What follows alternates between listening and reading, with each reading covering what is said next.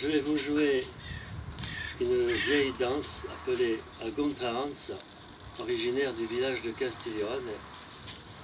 Le dernier témoin à l'avoir joué a été le violoneux Miguel Antonio.